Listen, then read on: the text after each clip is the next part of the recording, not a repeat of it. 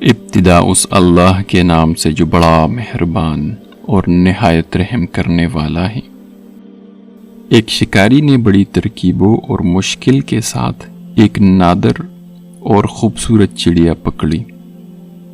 جب وہ چڑیا جال میں پھنس گئی اور آزاد ہونے کی صورت نہ پائی، تب چڑیا شکاری سے کہنے لگی، اے عقل مند انسان، تو مجھ جیسی ننھی سی چڑیا کو پکڑ کر کیا کرے گا؟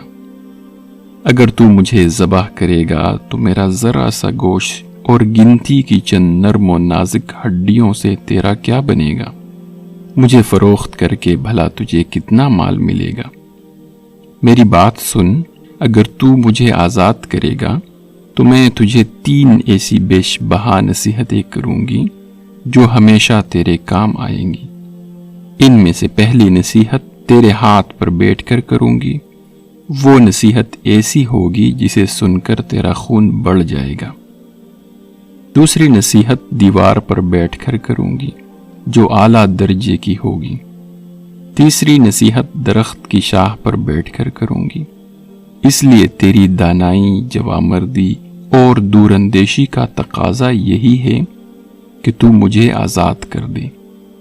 ان تینوں نصیحتوں پر عمل کر کے تو دنیا میں بڑا نام پائے گا۔ شکاری تھوڑی دیر غور کرنے کے بعد راضی ہو گیا۔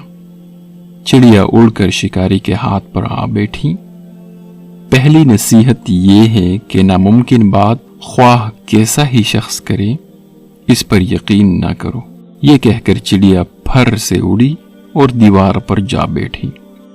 اس نے دوسری نصیحت یہ کی کہ گزری ہوئی بات کا غم نہ کر۔ اس کے بعد چڑیا نے کہا، میرے وجود میں 10 درہم وزن کا ایک ایسا قیمتی موتی ہے جس کی قیمت 7 اقلیم میں کہیں نہیں۔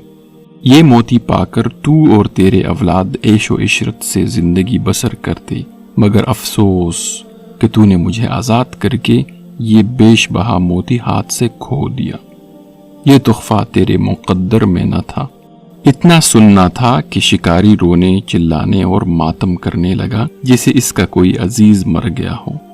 بار بار ٹھنڈی آہیں بھرتا اور سینہ پیٹ کر کہتا کہ ہائے، میں تو برباد ہو گیا۔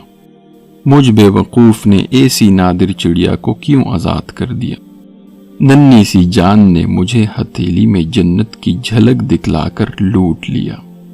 شکاری جب رو دھو چکا، تب چڑیا نے کہا، اے بے وقوف، میں نے پہلے ہی تجھے نصیحت کر دی تھی کہ گزری ہوئی بات کا غم نہ کرنا۔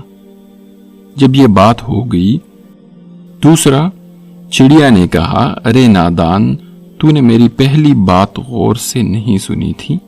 میں نے کہا تھا کہ ناممکن بات کا ہرگز یقین نہیں کرنا چاہیے، خواہ وہ کیسے ہی کیوں نہ ہو۔ ذرا سوچ تو صحیح، مجھ ننھی سی جان کا پورا وجود 3 درہم وزن سے زیادہ نہیں ہے، بھلا 10 درہم وزن کا موتی میرے وجود میں کہاں سے آ گیا؟ یہ بات سن کر شکاری رونا دھونا بھول گیا، حیرت سے چڑیا کو تکنے لگا اور کہنے لگا، بے شک تو ٹھیک کہتی ہے۔ پھر شکاری کہنے لگا، اے نازک بدن چڑیا، مہربانی کر کے وہ تیسری نصیحت بھی کرتی جا۔ چڑیا نے کہا، ارے بھائی، تو نے میری 2 نصیحتوں پر کون سا عمل کیا جو تیسری نصیحت بھی مجھ سے سننا چاہتا ہے؟ درس حیات۔ خر دماغ اور جاہل کو کوئی نصیحت کرنا ایسا ہے جیسے بنجر زمین میں بیج ڈالنا۔